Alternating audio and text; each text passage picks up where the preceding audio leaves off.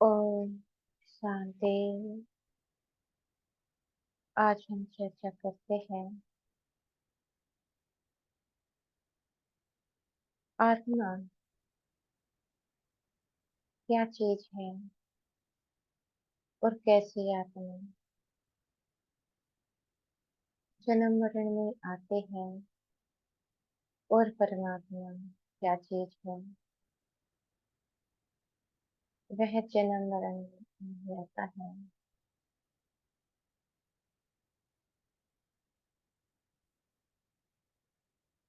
जैसे कि कहते हैं कि 84 लाख योनि के बाद आत्मा एक मनुष्य शरीर धारण करती है। एक जन्म भी आत्मा को 84 लाख पशु पक्षियों के योनि प्राप्त करने के बाद मिलता है। तब कहीं जाकर के एक मनुष्य का जन्म होता है। 84 लाख योनि अगर हम अपने इस जन्म को देखते हैं और विचार करते हैं, 84 लाख योनि भोगने के बाद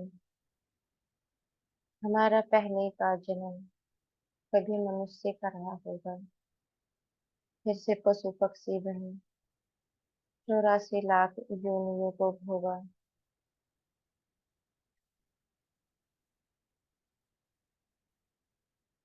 84 लाख योनि पहले भी मनुष्य थे और बीच का जो पीरियड निकला है 84 लाख योनि का, ये भोग करके पशु पक्षी योनि भोग करके आज फिर से मनुष्य बने हैं।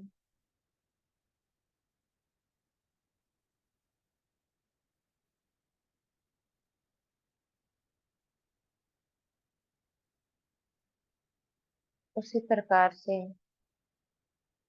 इस विश्व के उन सभी आत्माओं को ले लेते हैं जो पाठधारी हैं। उन्होंने भी 84 लाख योनि भोगी होगी, तब कहीं जाकर के मनुष्य बने होंगे। पर मन में विचार आता है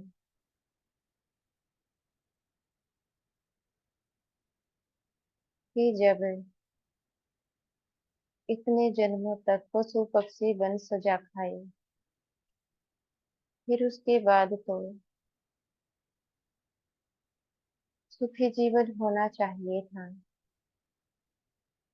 पर अगर इस समय को देखते हैं, कितनों के सुखी जीवन है, सबके तो नहीं कह सकते। अधिकतर जीवन में दुख है। कोई के पास तन है तो धन नहीं, धन है तो संबंधों का सुख नहीं, संबंधों का सुख है तो घर नहीं।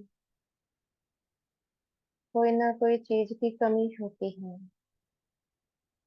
तो जब पशु पक्षी वन सजा भोग चुके हैं, फिर मनुष्य योनि में सुख होना चाहिए, फिर दुख क्यों है? क्या भगवान इतना निर्दयी है कि 84 लाख योनि में दुख आत्माएं भोग लेती हैं और फिर भी जब मनुष्य योनि आत्माएं प्राप्त करती हैं, फिर भी दुखी जीवन?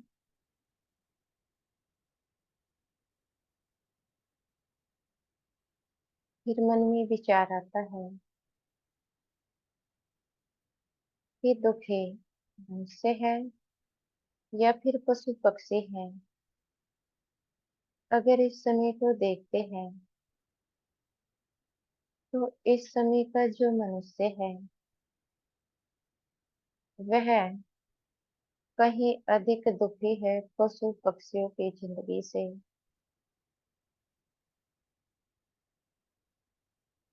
देखने में आता है कि इस समय शरीर से मनुष्य कितना बीमार हो चुका है। हॉस्पिटल में भीड़ लगी रहती है। कितनी बीमारी मनुष्य आत्माओं के शरीर में लग चुकी है। संबंधों का झगड़ा मनुष्यों के साथ होता है। धर्मों का झगड़ा मनुष्य आत्मा के साथ होता है। अगर हम पशु पक्षियों को देखते हैं, वह तो फिर भी मिलजुल कर रह लेते हैं। अब जंगलों में देखो, जो पशु पक्षी हैं, जो हिंसा वृत्ति के नहीं होते, वे सब मिलजुल कर रहते हैं। उनके शरीर भी बीमार नहीं होते। अगर पशु पक्षी दुखी होते, तो उनके शरीर भी बीमार होते। पर ऐसा तो कुछ होता ही नहीं। इस समय पशु पक्षियों की जिंदगी तो मनुष्यों से कहीं अच्छी है। तो पापों का बोझा इस समय मनुष्य आत्माओं के ऊपर है कि पशु पक्षियों के ऊपर है। अगर एक मनुष्य पशु पक्षी बन पाप कर्मों की सजा भोग रहा होता, तो पशु पक्षियों का जीवन कहीं दुखदाई होता। क्या कोई पशु पक्षी चिंता करता है उनके बच्चे कैसे पलेंगे? क्या उनमें है यह चिंता उनको अपने बच्चों को पढ़ाना है, सर्विस करानी है? क्या ऐसा कोई विचार चलता है उनमें? क्योंकि उनमें ज्ञान है ही नहीं। जब उनमें समझ ही नहीं है, तो उनमें सजा भोगेंगे कैसे? पाप कर्म मनुष्य करता है। कैसे कहे कि पाप कर्म मनुष्य करता है? इस समय का मनुष्य दिन दहाड़े हत्या कर देता है। एक स्त्री को छेड़ देता है, चोरी कर लेता है, इतने अपराध करता है, कोई गिनती नहीं है। क्या यह संस्कार पशु पक्षियों में होता है? पशु पक्षी जो होते हैं, अगर उनको भूख लगती है, तो वह घर में, जैसे कि बिल्ली है या कुत्ता है, खाने की चीज ही चुरा सकता है। बाकी धन आदि तो कुछ नहीं चुरा सकता। तो मनुष्य ने पाप कर्म किए, फिर उसको सजा मिले कि वह पशु पक्षी बन करके पापों को काटेगा। और पापों की सजा कौन काट रहा है? मनुष्य ही तो काट रहा है। पशु पक्षियों की जिंदगी तो अच्छी है, ना उनके शरीर में दुख होता है, ना वह मंदिर के बाहर खड़े होते हैं, भगवान को पुकारते हैं, हे भगवान हमें सुख दो, हमें बचाओ।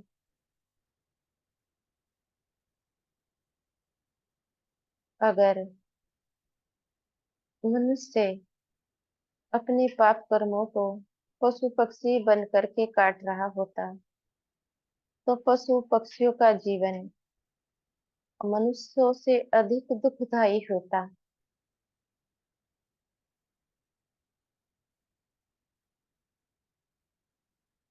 मनुष्य मनुष्य योनि में रह करके ही अपने पाप कर्मों को झेल रहा है। तभी तो इस समय का मनुष्य इतना दुखी है। तन से दुखी, मन से दुखी, संबंधों से दुखी, धर्मों का आपस में युद्ध।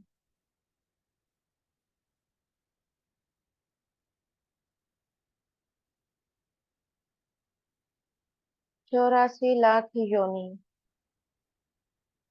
प्राप्त करने के बाद आत्माएं मनुष्य बनती हैं। अब 84 जन्म का पाठ तो आत्मा को याद नहीं रहता। 84 लाख योनि का पाठ कैसे याद रह सकता है। यह जो सृष्टि का 5000 साल का चक्र है, आत्मा स्वयं को ही 5000 साल में भूल चुकी है कि मैं आत्मा हूँ। अगर 84 लाख जन्म हो जाए तो क्या आत्मा को महसूसता हो सकती है वह आत्मा है। अगर सृष्टि चक्र लाखों वर्ष का हो तो आत्मा तो मर ही जाएगी। जब 5000 साल में ही आत्मा बेहोश हो चुकी है, अपनी महसूसता ही नहीं कि वह आत्मा है। 84 लाख जन्म अगर ही हो जाए तो क्या होगा।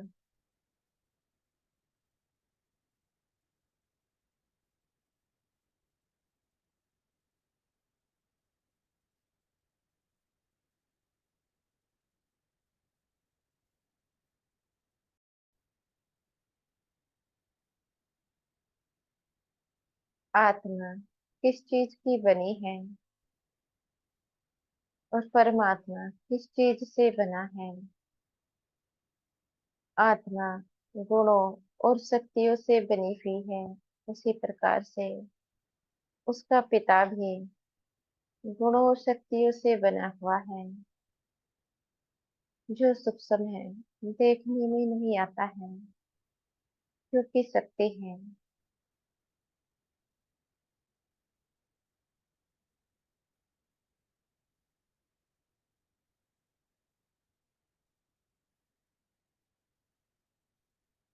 आत्मा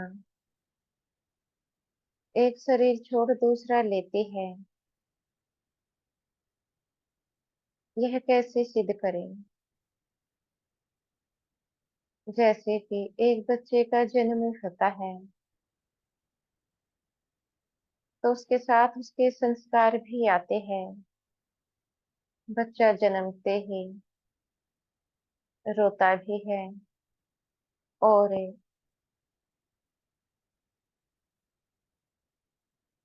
उसका दूध पीने का संस्कार वह कहाँ से आ जाता है।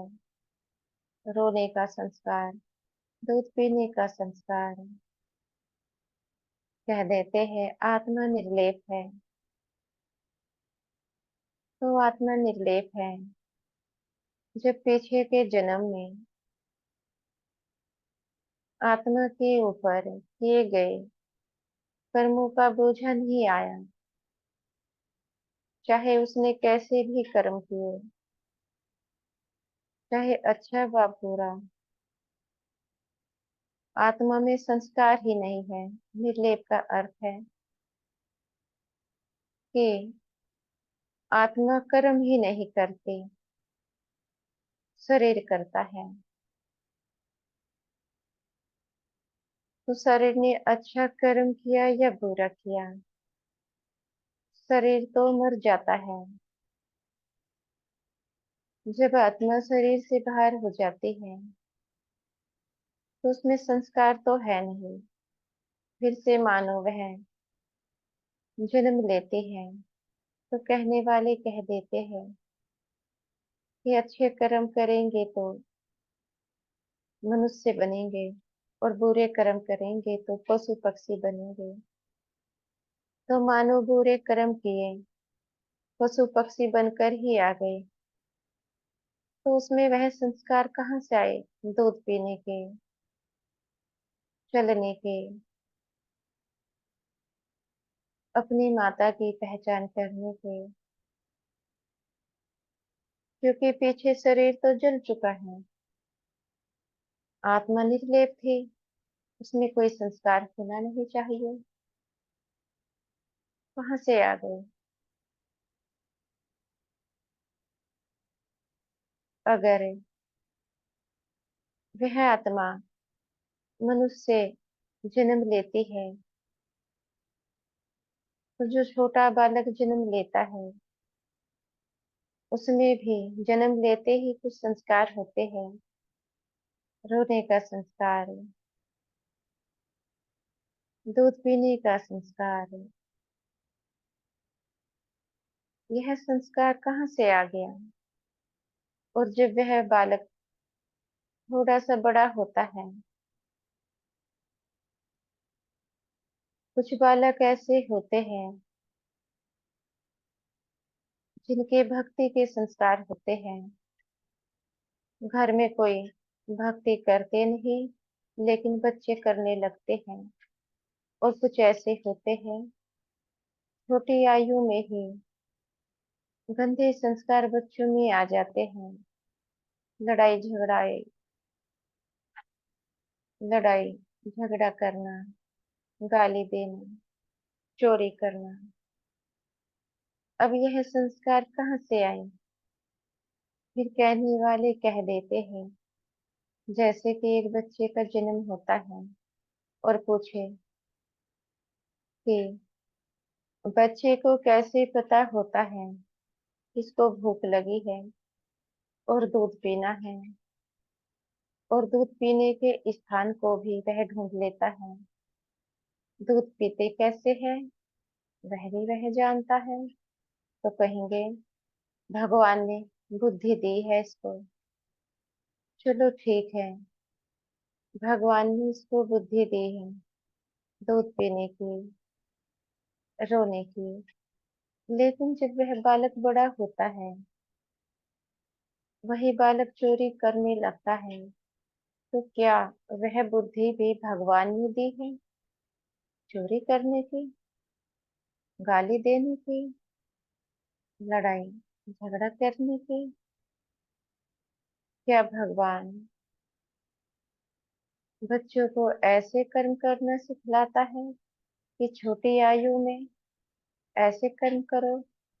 दूसरी ओर कुछ बच्चे ऐसे होते हैं, छोटी आयु में भक्ति करने लगते हैं। एक बच्चे को भगवान गाली देना, चोरी करना सिखलाते हैं, और दूसरे बच्चे को भक्ति करना सिखलाते हैं। तो क्या भगवान इतना निर्दयी है? जब इस समय के माता पिता अपने बच्चों को गलत शिक्षा नहीं देते हैं, तो क्या भगवान अपने बच्चों को गलत शिक्षा देंगे? यह रोग हो जाता है। आत्मा के संस्कारों से ही पता चल जाता है। आत्मा पीछे मनुष्य बन ऐसे कर्म करके आई है। अगर आत्मा भक्ति करती है तो पीछे भक्त रही होगी, क्योंकि पशु पक्षी तो भक्ति करता नहीं, मनुष्य ही करता है। अगर आत्मा चोरी करती है,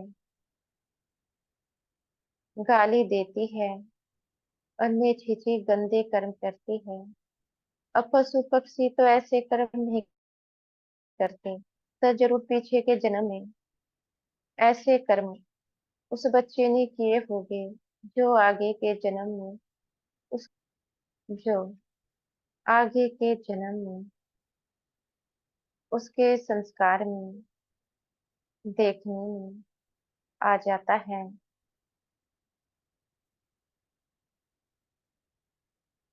जो मनुष्य आत्मा है, उसके संस्कार अलग होते हैं। जो पशु पक्षी योनि में आने वाली आत्माएं हैं, उनके संस्कार अलग होते हैं।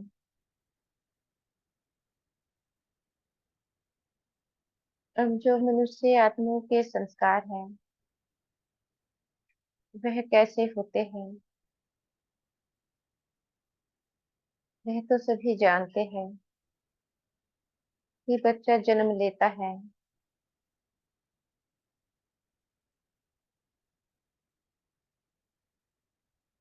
जन्म लेने के बाद जब उसकी पालना होती है, उसके भिन्न भिन्न प्रकार के संस्कार होते हैं। चलने का संस्कार अलग होता है। जब एक छोटा बालक दो पैरों से चलता है, तो किस प्रकार से चलता है? पशु पक्षियों की भांति तो नहीं चलता, चार पैरों पर, दो पैरों के द्वारा चलता है। अगर पशु पक्षियों को देखते हैं, चिड़िया है, उसके बच्चे उड़ते हैं, ऐसा तो नहीं दो पैरों पर चलेंगे। पशु है, उनके बच्चे चार पैरों पर चलेंगे। तो ये सबके अलग अलग संस्कार हैं। मनुष्य आत्माओं के अलग, पक्षियों के अलग, पशुओं के अलग, खाने पीने के भी अलग। मनुष्य आत्माएं किस प्रकार का भोजन करती है, और जो पशु पक्षी होते हैं, वे किस प्रकार का भोजन करते हैं। तो सब कुछ ही तो अलग हो जाता है।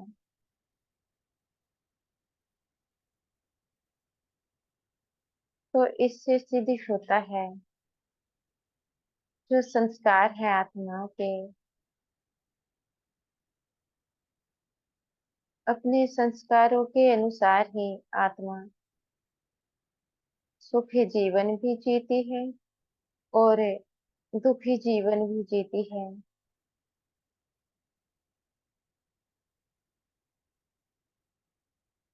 अच्छा संस्कार है तो सुखी जीवन होगा, और संस्कार बुरे हैं तो दुखी जीवन होगा। अच्छे संस्कार अच्छे कर्मों से बनते हैं, और बुरे संस्कार बुरे कर्मों से बनते हैं। किसी को दुख देकर अपने आप को सुख देना, यह बुरा कर्म है। किसी को सुख देकर संतुष्ट रहना, यह अच्छा कर्म है। दूसरों के प्रति यह सोचना कि कैसे विश्व में शांति हो, विश्व को सुख दिया जाए। इस समय परमात्मा इस धरा पर आए हुए हैं, उसका परिचय दिया जाए, यह अच्छा कर्म है। केवल अपने बारे में ही सोचना, कैसे हम अपने जीवन को सुखी बनाए, कैसे अपने परिवार वालों को सुख दे, बाकी जो इतनी बड़ी दुनिया है उसकी चिंता ही ना करें। कैसे भगवान का परिचय विश्व को दिया जाए। तो यह क्या है? यह हो जाती है हद की बातें। अर्थात केवल अपने बारे में सोचना और अपने परिवार के बारे में सोचना, इससे जीवन में सुख नहीं आता है।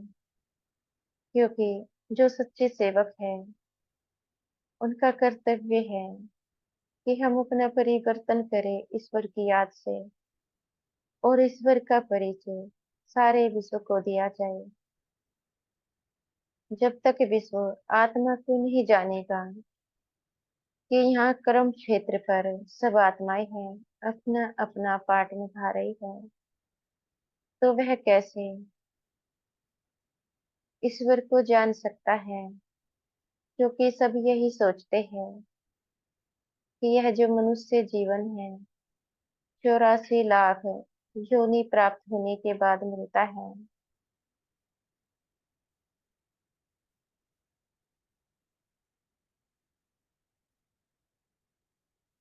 अगर विचार किया जाए, इस समय जो इतने पशु पक्षी हैं, 84 लाख योनि भोग रही हैं, वे सब मनुष्य बनेंगे। और मनुष्य जो बुरे कर्म करते हैं, मरने के बाद फिर से पशु पक्षी बन जाएंगे। तो आत्मा तो केवल मनुष्य की ही रह जाती है या फिर पशु पक्षियों की ही रह जाती है? क्योंकि पशु पक्षियों की आत्मा ही मनुष्य बनती है और मनुष्यों की आत्मा ही पशु पक्षी बनती है।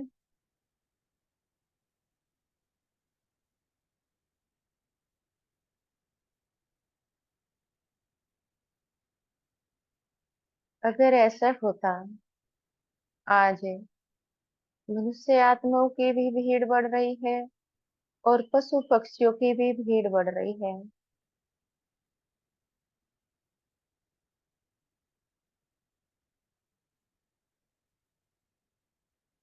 दिन प्रतिदिन आबादी बढ़ रही है। क्यों बढ़ रही है? क्या कारण है? क्योंकि यह सृष्टि रंगमंच है। यहाँ पर हर एक आत्मा का पाठ होता है और जब कलयुग का अंत होता है, सभी को अपना पाठ निभाना होता है। जो मनुष्य आत्माएं हैं, उनका झाड़ अलग होता है। मनुष्य आत्माएं तो परम धाम की रहवासी है। वह परमात्मा के साथ परम धाम में रहते हैं और पाठ बजाने यहाँ इस क्षेत्र पर, जिसको साकार वतन कहते हैं, यहाँ पर आते हैं।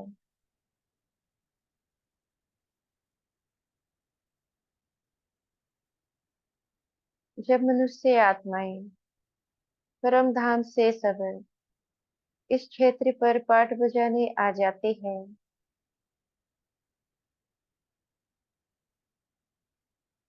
तब इस कलयुग का भी अंत होने वाला होता है। तो इस समय भीड़ इसलिए है क्योंकि सभी का पाठ पूरा हो चुका है। बात आती है पशु पक्षियों की आत्माएं, यह तो प्रकृति में आते हैं। मनुष्य आत्माओं से इनका लेना देना नहीं है, क्योंकि यह परमात्मा की रचना नहीं है, यह तो प्रकृति की रचना है। इनका झाड़ अलग होता है, इनका भी पाठ चलता है।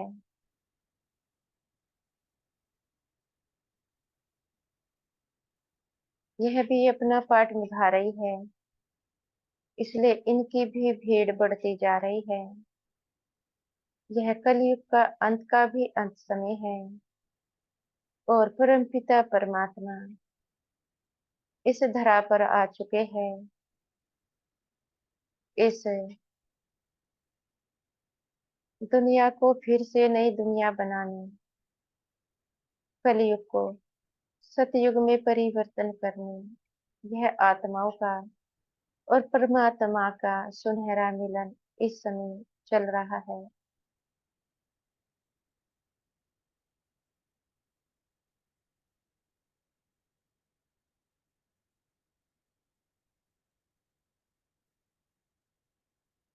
यह संगम युग है, आत्मा और परमात्मा के मिलन का सुनहरा युग।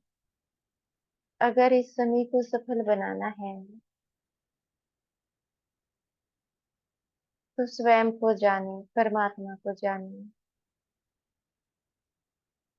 इस समय परम पिता परमात्मा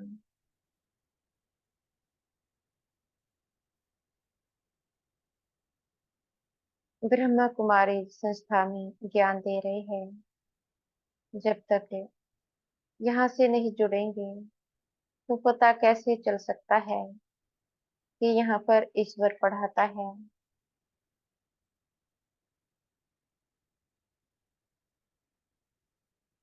अगर परमात्मा से मिलन मनाना है,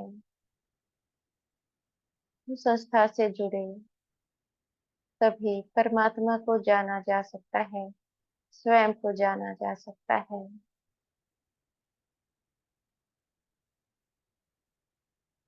परमपिता परमात्मा से वह जन्म मरण में नहीं आते हैं,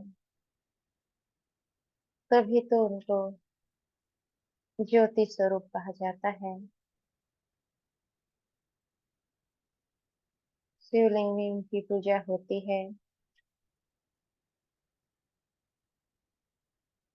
और क्या कहते हैं, शिव बाबा ज्योति स्वरूप, निराकार, इन नामों से शिव बाबा को पुकारा जाता है। वह ना जन्म लेता है, ना उनकी कभी मृत्यु होती है। उनकी आत्मा का नाम शिव है, क्योंकि वह शरीर धारण नहीं करता है, क्योंकि उनको इस सृष्टि को चलाना है। अगर वह भी जन्म मरण में आए तो वह भी साधारण मनुष्य जैसा बन जाए। फिर सृष्टि को कौन चलाएगा, कौन देखेगा इस दुनिया को।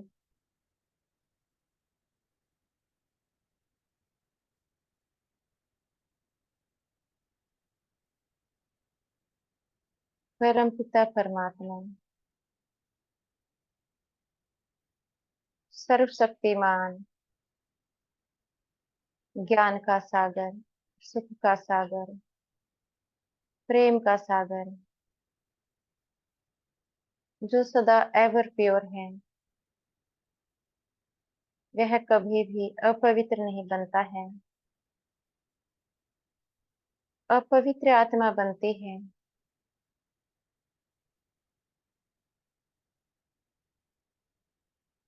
कैसे कही आत्मा बनती है? अच्छे व बुरे कर्म आत्मा ही करती है। जो परम पिता परमात्मा के कर्म होते हैं वह अच्छे होते हैं, और वह भी 5000 साल में एक बार वे धरती पर आते हैं और अच्छे कर्म करते हैं। कौन सा अच्छा कर्म करते हैं?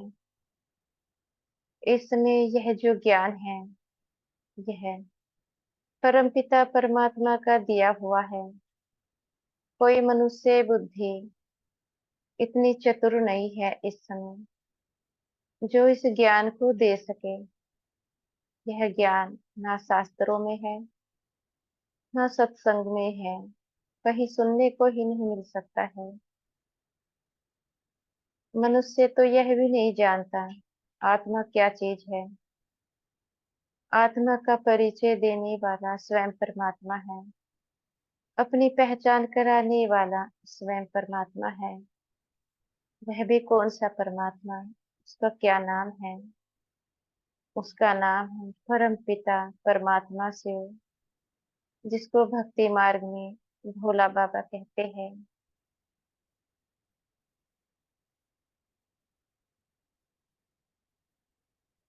वह भी जिनको हम शिवलिंग में आज तक पूजते आ रहे हैं और देखते हैं कि जो शिवलिंग है, लाल रंग का बिंदु शिवलिंग पर होता है, वह उनकी पहचान है। लाल रंग का बिंदु कि वह भी एक आत्मा है, शरीर नहीं।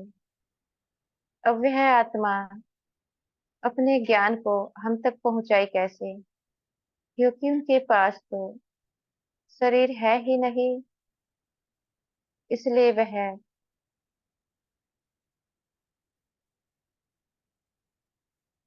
इसलिए वह परम पिता परमात्मा एक बूढ़े साधारण तन का आधार लेकर के अपने ज्ञान को इस विश्व में फैलाता है।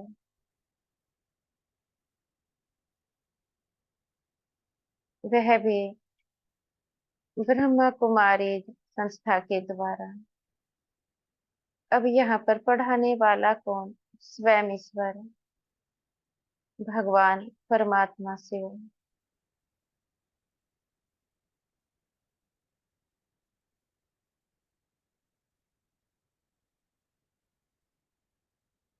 अब कोई कहे कि भगवान को क्या पड़ी है कि वह एक साधारण मनुष्य के शरीर में आए। अब भगवान किसके तन में आएगा? इस समय तो साधारण तन ही है। ऐसा तो नहीं कोई देवी देवताओं का शरीर यहाँ पर होगा, किसी का नहीं है। इस समय सबके साधारण शरीर है और आएगा उसके तन में जो उनका सच्चा भक्त होगा, जो उनके कार्य को करे। क्योंकि जो सच्चे भक्त होते हैं उनको ही तो विश्वास होता है कि ईश्वर क्या चीज है, और सच्चे भक्त ही ईश्वर का परिचय इस सारे संसार को दे सकते हैं।